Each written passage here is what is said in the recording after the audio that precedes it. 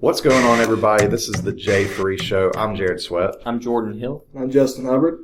We've got a good show for you today. The day before game day, college football Saturday to start week 1. We're going to take a look at the Georgia quarterback situation. Coach Rick named a starter, and we're going to give our thoughts on that. Next, we've got the UL Monroe game preview. We're going to be taking a look at what to look for in that game and who to watch. And instead of our top 5 segment this week, we have our SEC projections. We're going to be talking about who we think is going to win the East, who we think is going to surprise, as well as the West. Can't leave the West out.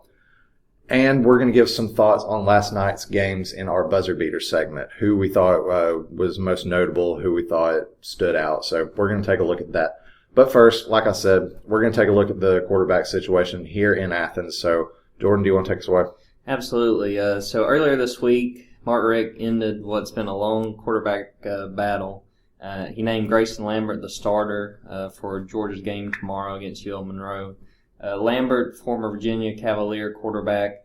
There's been a lot of questions about him. He comes in, he's a junior. He had some less than stellar stats last year, 10 touchdowns, 11 interceptions for Virginia. He didn't start all those games. Virginia went 5-7 last season. But, he's got some good projections. He's a big guy. He's 6'5". He's got a big arm. He's shown it a lot in practice. So, for me, I was sort of surprised just because I thought it was Bryce Ramsey's job to lose, being that he's been here so long. He's kind of, he knows the system, even though we do have a new offensive coordinator here at Georgia. So, it was a surprise to me, but at the same time, I feel like that it's something that could work out. You said it was Bryce Ramsey's job to lose, and I thought it was too. And it looks like he lost it. Rick was very clear Monday during his press conference to point out that Lambert didn't really do anything to pull ahead of anybody by any means. They basically just wanted to name a starter to get the whole, as Rick put it, the zoo or the fiasco just in the rearview mirror. That way they could focus on Saturday's game and just get the season going. But to your point, I was surprised as well, Jordan. I thought Bryce Ramsey was going to be the starter this year. Yeah, I know whenever Rick said that no guy ever really pulled ahead that much over the other. I mean, obviously talking about Bauda, Ramsey, and Lambert. If Lambert just made leaps and bounds above everybody and showed a ton of improvement working with Shoddy and the new offense and everything like that, I could understand that. But I really feel like this was Ramsey's job to lose, and he did lose it. It seemed like he was the heir to the throne that Murray gave to Mason, and Mason handed down to Ramsey. But it seems that Ramsey just lost it. He didn't really take a hold of his empire, and Lambert just kind of stepped in and took it.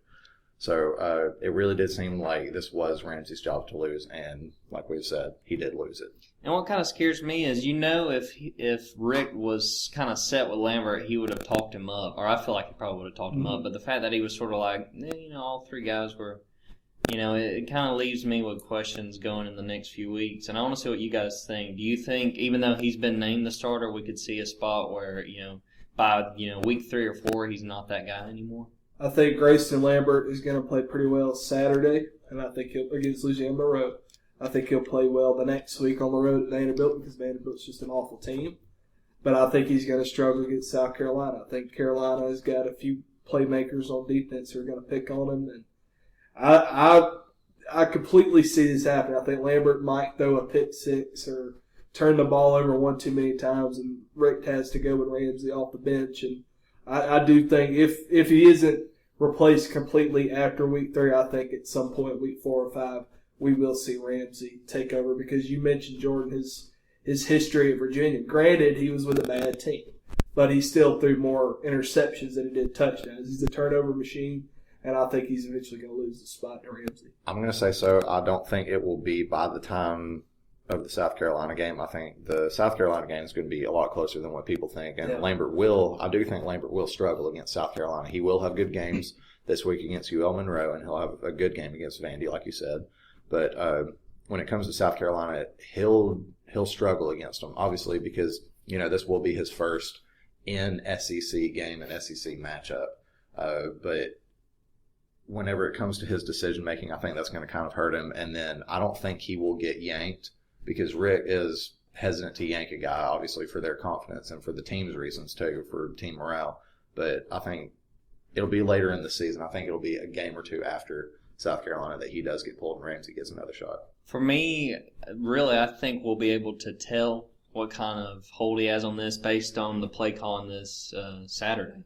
Because I feel like if we go and if Georgia goes out there and you see, a lot of running, very few passing, mostly play action, to me that says we don't have confidence in him. So I want to see how that goes, and from there I can probably make a better call on if he has the job for sure. I just want to throw this quick note out, and then we can move on. I like what you said about the nature of the play calling. I think for Lambert to make it the entire season as Georgia's starter, he is going to have to be the ultimate game manager. I don't think he's the guy that you just trust to make the big throws. I think, he's going to have to make some short passes just to lighten load off of Chubb. But I think he's going to have to be the guy who just hands the ball off more often than he throws it. Yeah, I'm going to have to say so. The play calling really does factor into who you have out there as a game manager. Yeah. Murray, incredible game manager. Mason, the experience wasn't there. So if Lambert shows good decision making and game management, I think he will hold on to it. But it's all about decision making for him, and that goes for post snap and pre snap. So with that, we're going to move into tomorrow's game against UL Monroe. The kickoff is at noon, and this will obviously give Georgia a chance to put some new faces out on the field as well as returning some familiar faces. So, Justin, who is your player to watch for tomorrow's game? I think the player to watch is one of those new faces, Jared, and it's Terry Godwin. He's a freshman wide receiver. Keep your eyes out for him, folks, because he wears number 5, and you're going to take notice of him. Because because of the lack of depth at wide receiver, there's a good chance he could be out there with the first team. But at some point, Georgia's going to pull away from Louisiana Monroe, and he'll have to come in with second team, third team. And he's going to get a lot of playing time Saturday, and I'm looking forward to seeing what he can do in a real game situation. Yeah, I think that based on what we've watched at practice, he's shown an ability, even if he is a true freshman, that he could go out there and really contribute with a receiving core that, there's a lot of questions. We know Malcolm Mitchell's back, but besides him, a lot of, people that we're not real sure about, Reggie Davis and some of these other guys that we've seen out there, but they haven't, really proven themselves.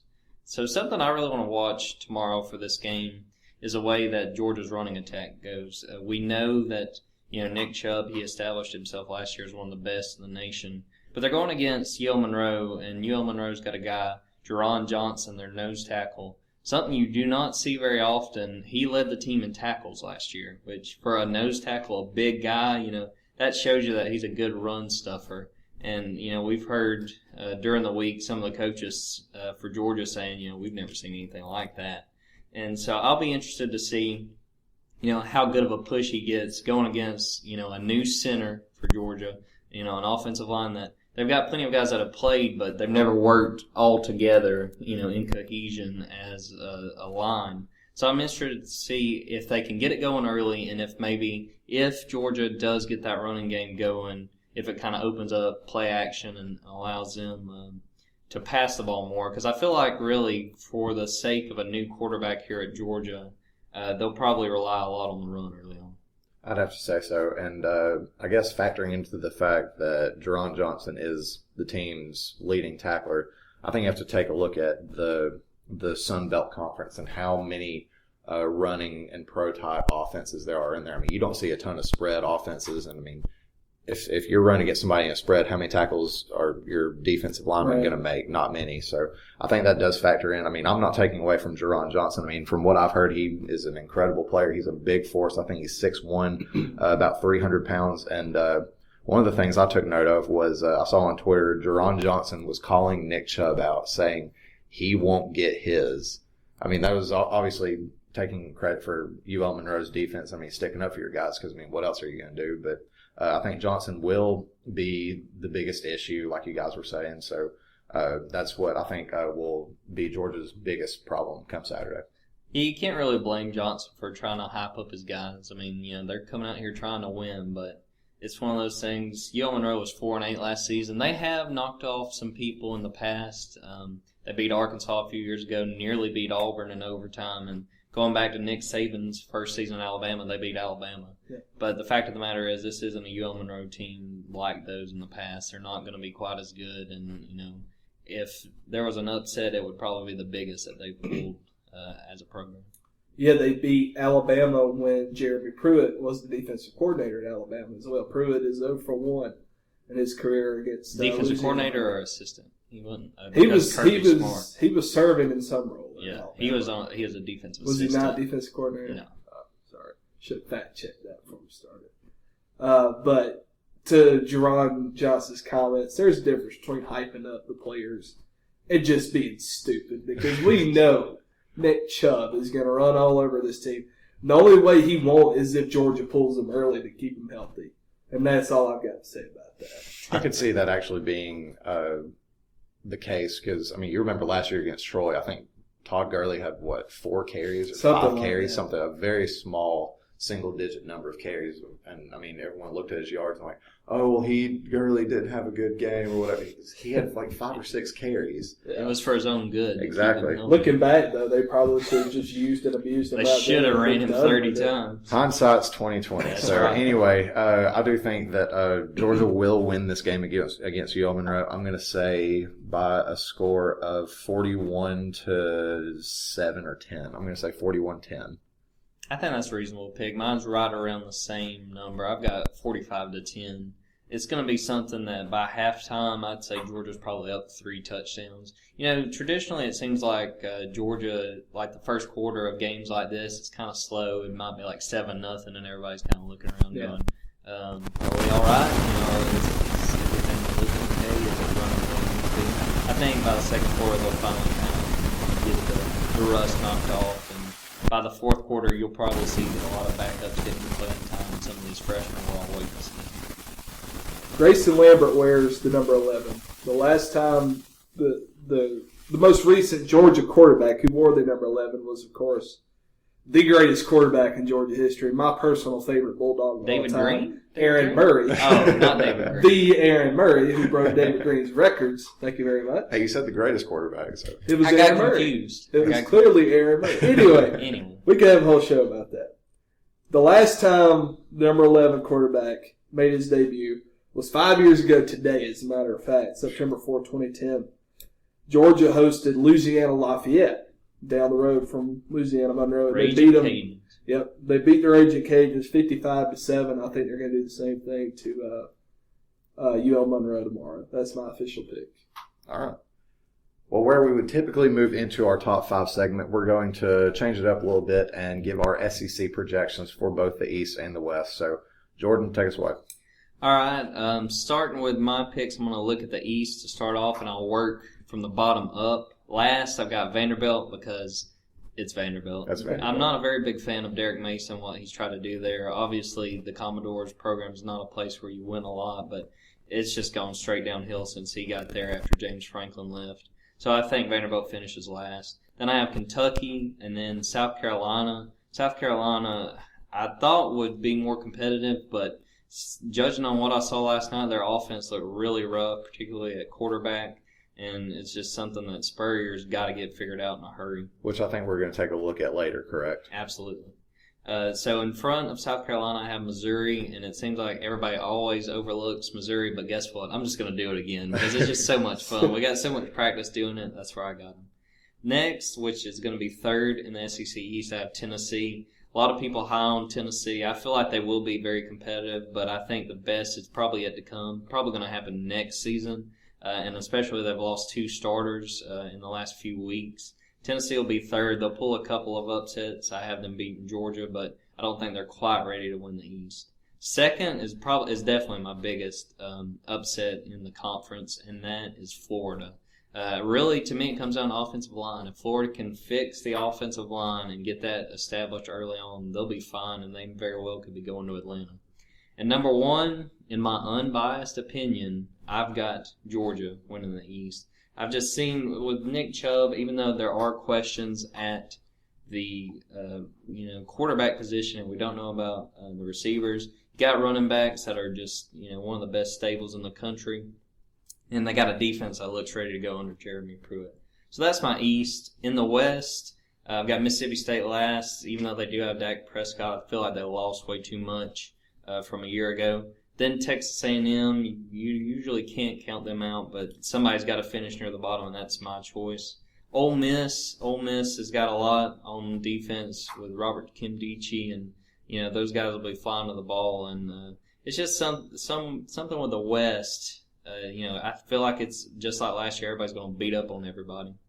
So fourth in the West, I have Arkansas. Arkansas is a team that I kind of want to put higher up, but it's just a matter of looking at the schedule and seeing, there's just some really tough tests ahead. But I'm really big on Brett Bielema. I feel like what he's building there is going to be something special. Third, Auburn. I really feel like these top three West teams have a shot really to make a national title run. Auburn, it all kind of comes down to Jeremy Johnson, who I'll talk about a little bit later. He's a guy Gus Malzahn's been big on, and now that he's got the starting job, it'll be fun to see what he does. Second, I got Alabama. A lot of people feel like, Alabama's vulnerable this year. It'll be something, I'll see it when I believe it.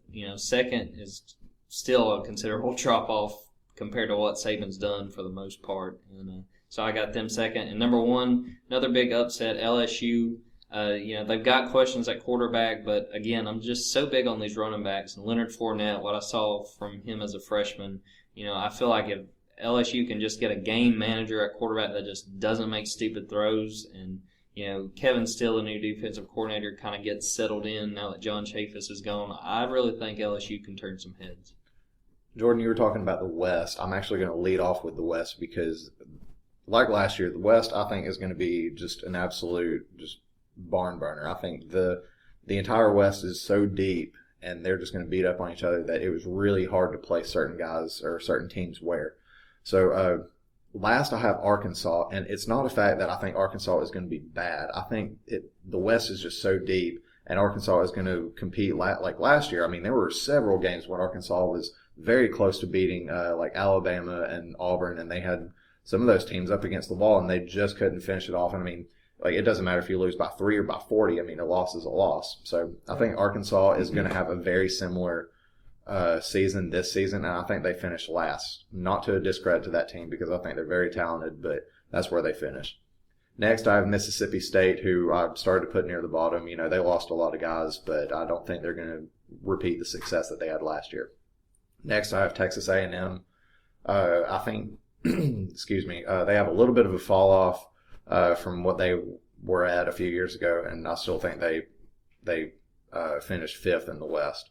Next, I have Ole Miss. Yes, they succeeded in a lot of areas last year, and then they fell off sharply at the end. I think they're just going to kind of hang around there and then just not really compete the entire year. And Jordan, like you were saying, the top three spots in the West were just really, really tough to decide, and I feel like any of these teams are interchangeable in these three slots. So third, I have Auburn. Like you said, they've kind of got questions at the quarterback position and whether the team can really get back to where it was 2 years ago, the team that went to the national championship and nearly beat Florida State. Next, I have Alabama, surprisingly. Yes, they did lose a lot of guys on offense and defense, but I still think Saban just reloads from where he was last year.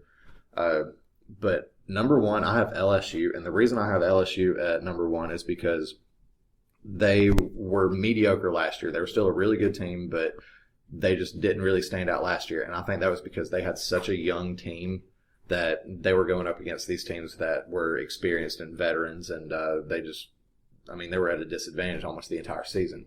So I think these guys have matured. These guys have gotten experience, and I think they take the West by storm this next season. So going over a few time zones into the East, I'm going to start off with the bottom again. Vanderbilt.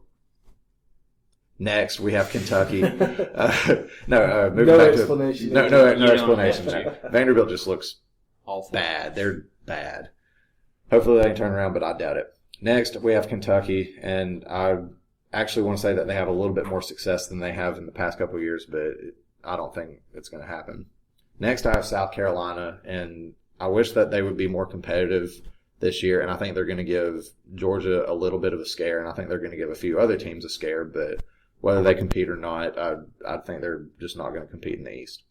Next, I have Missouri. Jordan, similar story. Everyone always kind of discounts them, and then they hang around until the end, and then they just make some miraculous trip to Atlanta again. I don't see them doing it this year. So hopefully that we will be right on this year. Next, I have Florida. I couldn't really decide whether Florida would be second or third, but I have them at third simply because of a new coach. If this coach had been in here and Florida had been settled, I actually would see them finishing first or second, but simply because of the fact that they have a first-year coach, I don't see them winning the East. So I've got them at third. Second, I have Tennessee. And I think that Butch Jones is just going to absolutely turn this team around this year, and they're going to, Jordan, like we had decided previously, I think Tennessee will beat Georgia, but they're going to lose some dumb game like the Vols usually do. They're going to lose some dumb game to Kentucky or South Carolina or even Vanderbilt. Well, okay, not Vanderbilt. Let's not get crazy. Okay. No, Tennessee's going to lose some dumb game, and it will be some sort of tiebreaker or something that Tennessee ends up losing. And unbiased at number one, I do think Georgia will win the East and make a trip back to Atlanta and dethrone the two-time SEC East champs, Missouri. So that is my SEC predictions. And Justin, what do you have? I'm so glad I'm going after both of you because it's going to look a lot different. It's going to be totally different. You mean you have Vanderbilt at number one? I do. I've got Vanderbilt winning the SEC East, the SEC championship, and going undefeated all the way to the last title. night's Western Kentucky game has kind of mixed up your playoff projection, huh? Well, starting with the West, I've got Mississippi State down at the bottom, and I actually have Ole Miss at number 6. I think the state of Mississippi had its dream season last year, and neither team could take advantage of it, and they're going to really feel terrible about it once they realize how bad they are this season, because I think they're both going to fall off. I've got Texas A&M 5th in the West because, yeah, they're going to gain a lot of yards on offense. They're going to put up a lot of points, more than likely, but their defense cannot stop anybody. They've proven even in the Johnny Manziel era, they were not very good defensively. And Johnny Football's not there anymore, so they can't just out-duel somebody anymore. I will say, though, they did add John Chaffetz, so that will be That is true. That is true. That was a good hire by them, but I think it's going to take them some time to build up the defense. I've got Arkansas finishing 4th in the West because of their defense. I think they're good enough to stop anybody, honestly, in the country. I think their defense is that good. It's that well-rounded. I'll put it that way. They're good in just about every area on defense, but their offense is lacking. And I think eventually Arkansas is going to win the West, I think within the next 2 or 3 seasons, but they're not there yet. I've got LSU at number 3. And the main reason, I think LSU is going to be probably the toughest team to beat in the West because they're so good on defense. But they've got Leonard Fournette. They have some other playmakers on offense, but there are just too many questions at too many important spots for LSU for me to pick them to win the West. I think they very well could because how many times does a Les Miles team come in favored? It doesn't really happen very often, and they always creep up in there and look better than anybody expected last season, notwithstanding. But I think they could be good this year, but I don't think they will. I've got Auburn 2nd in the West. I do not understand the hype around Auburn. I think they're ranked too high right now. I don't even know where they're at, but wherever they are, they're too high in the preseason rankings. I'm not buying the hype. I don't care if they hired Will Muschamp. I don't think Auburn's going to be all that good this year. I've got them finishing 2nd in the West by default just because the other teams below don't have decent offenses to go against them. Number 1, Bama. I don't think anybody is going to dethrone the Crimson Tide this season. I think they're going to repeat and go to Atlanta, and I actually think Alabama's going to win the whole SEC again. In the East, surprise, surprise, I've got Vanderbilt down at the bottom. They're a horrible program, and we'll talk about Derek Mason in a minute, but they're just terrible. I've got South Carolina down at number 6 because they were awful last night against North Carolina. I don't care that they won. They still look bad. You saw 2 bad teams going together. It's the only reason it was that close to the game. If South Carolina plays a good opponent, they're gonna fall unless they trip up Georgia again, which is probably going to happen. Which is like an annual tradition, it seems. Yeah.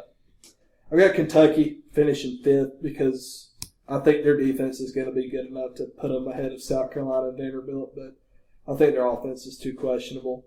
I got Missouri down at number 4, kind of in the middle. I don't. Missouri shouldn't have been in the SEC championship game the last 2 years, and I think their luck runs out this year. I'm not buying the Tennessee hype either. I've got them finishing 3rd in the SEC East. I think, Jordan, like you said, maybe next year or the next year, Tennessee could win the East, but it won't happen this year. And I think that's actually their official motto. I believe they bought the copyright to maybe next year. I don't know. I'll have to look into that. And I'm about to say something that is going to enrage all 5 of our listeners. Uh-oh. I've got Georgia finishing 2nd in the East. I don't think Georgia's going to get it done. I know they have probably the best team in the SEC, but how many times have we said that about Georgia in recent memory, and they come in and they just blow it? The last 2 years, especially, they just basically took the SEC East and handed it to Missouri. And I think they're going to do that again this year. But they're going to hand it, they're going to hand it to Florida. I think Florida is going to be a force this year. I know they have a ton of questions on offense, but they have a great offensive-minded coach, Jim McElwain, is new head coach. The defense is spectacular. Last season alone, they were ranked very high in the nation for just about every category. Their passing game was a little questionable, but they've got a much more experienced secondary now. Vernon Hargraves III, I think, is finally going to reach his potential and have a breakout season this year. He's been overrated so far, but he's very talented, and I think he's going to be good this year, and I think Florida's going to win the East. I kind of like your explanation on Georgia because to me, watching Georgia lately has kind of been like Charlie Brown because there's somebody holding the football. You're like, all right, this is the time, guys. This is it. And then, whoop, the ball gets moved and Charlie Brown falls on his backside. So I think that's a good explanation there, and I think we're all just ready to see it all get played out. Oh yeah, absolutely. So I'm more than happy to see college football season here, and I think it's about time to stop talking and let everybody play. Yes, sir. So with that, we're going to move into our buzzer beater segment. Justin, start us off. Which team do you guys think should be on upset alert this weekend? It's kind of hard to call it an upset because Kansas is terrible, but Kansas is playing South Dakota State. Kansas is down to like 64 scholarship players, which is well below the limit for FBS football, so I think they get beat. I'm going to have to say the same thing. I hate to use the same answer, but Kansas is bad. And South Dakota State, I think they can do it. So, guys, we had a few games last night. What were some of your observations from the games you watched? I'm going to have to say, even though they are one of my favorite teams, TCU is overrated. Either they're overrated or they have a lot of work to do. So I think TCU needs to get their act together. I totally agree, believe it or not. What? All right, guys, who is the player you're most interested to watch this week? I kind of talked about him a little bit earlier, Jeremy Johnson at Auburn. Some people think he could make a Heisman run. He's a guy that Malzahn has recruited since he was like in 9th grade. He fits his system so well. I think he's really got a shot to turn some heads. I'm looking forward to seeing Nick Chubb. I know I didn't name him as the player to watch, but I'm interested to see how well he comes out of the gate, if there's any rust or anything with him. So I'm really looking forward to watching him.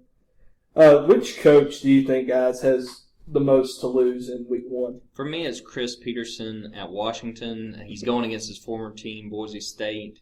Boise State's had some rough situations with guys that have left and tried to sustain that success. Dan Hawkins left Boise State and went to Colorado, didn't have anywhere near the success. So this is really going to be a glimpse at can Peterson win outside Boise State.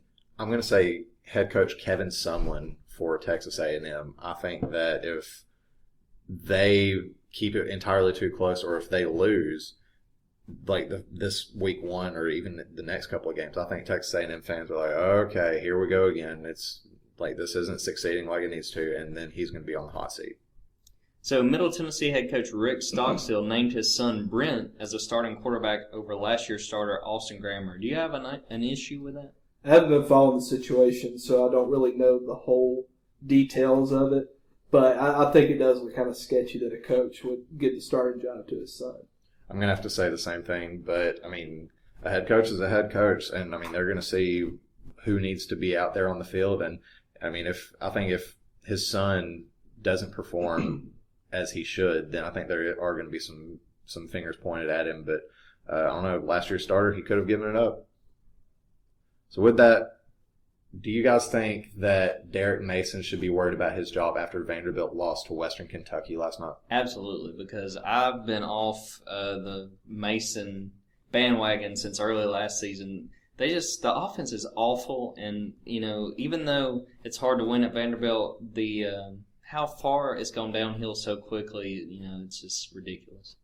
He should be worried, and I think once we get past the halfway point of the season, we're going to be referring to him as former Vanderbilt head coach Derek Mason. Coastal Carolina recently joined the Sun Belt. Do you guys think this was a good addition for the conference? I believe so. It's in the area. It's a good regional team. They've been successful, and they're the Chanticleers. That is the best name ever. And for me, it reminds me of a kid's movie called Rock-a-Doodle. If you haven't ever seen that when you were a kid, you're missing out. Glenn Campbell, singing rooster. That's all I gotta say. It's awesome. I think it's a good pickup by the Sun Belt. Like you said, it is a good regional matchup. I think with it being so close, and they have a good program. I think it is a good addition by the conference. So UCF head coach George O'Leary is rumored to want to step away to become the athletic director full time. Guys, do you think it's a good idea? I'm going to have to say no, simply because he's a good coach. UCF has a relatively respected program, especially what he's done with that program in the past. I think it would absolutely kill UCF. There comes a point where you have to give it up as a coach, and I think O'Leary is well past that point. And I think he would be a good athletic director because he has all this wealth of knowledge and experience, and I think it would be a good fit for him. Hey, he may need to worry about his team right now. They lost to Florida International, which was a huge upset last night. South Carolina quarterback Connor Mitch went 9 for 22 in the Gamecocks win over UNC. Do you guys think he'll keep his starting role? No, I do not. I think he looked pretty bad. He had some throws that were highly questionable that a quarterback just cannot make. And he benefited, as I mentioned earlier, he benefited from playing against a bad team. At some point, somebody's going to really pick on him. Steve Spurrier is not afraid to pull guys. Like he said at media days, shoot, there ain't nothing in the rule book that won't let you play more than one quarterback. So I would, if I'm Connor Mitch, I'd be worried because he will not, if he continues to play like that, he won't last. That was a pretty good Steve Spurrier impression. I try. I've heard better. Tim Tebow was much better. You can only get so close to the head ball coach. Oh, yeah, the old coach. So with that, that's going to do it for us today. You should definitely check us out at Jay-3 Show on Twitter. And be sure to visit our website, j3sports.wordpress.com. Well, I know for all of us, we're happy that you sat in and listened to us, and just be ready for next week. I'm sure we'll have another great show for you guys. Oh, yeah. So thank you everyone for listening. We'll see you next time.